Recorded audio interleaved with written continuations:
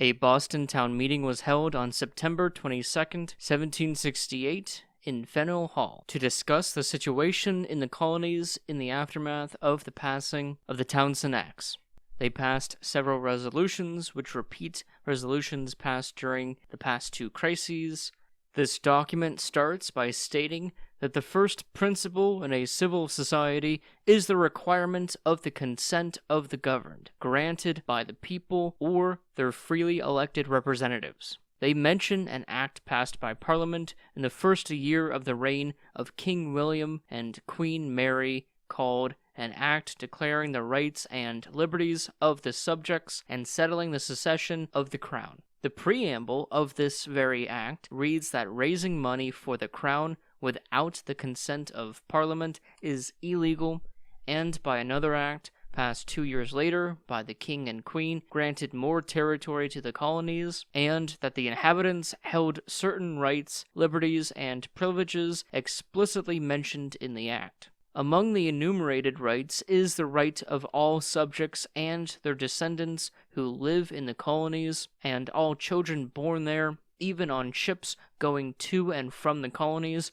will enjoy all liberties and immunities of free and natural subjects as if they were born in England.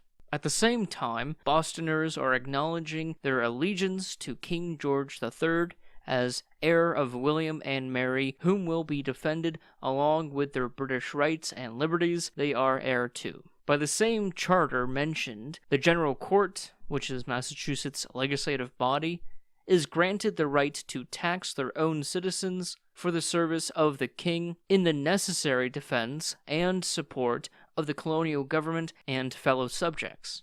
This means that the raising of money via the Townshend Acts is a violation of this charter, as well as a violation of the natural rights of subjects to freely grant their consent to the government. The same act also declares it illegal to raise and keep standing armies in times of peace, without the consent of Parliament.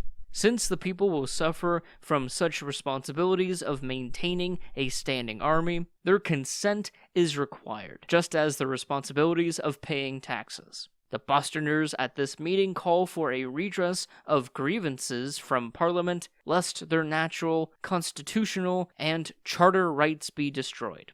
The resolution ends with the establishment of an advisory committee for safety to give advice to the people of Massachusetts, consisting of James Otis, Thomas Cushing, Samuel Adams, and John Hancock. This was established because the governor, Francis Bernard, refused to call for the General Court to convene.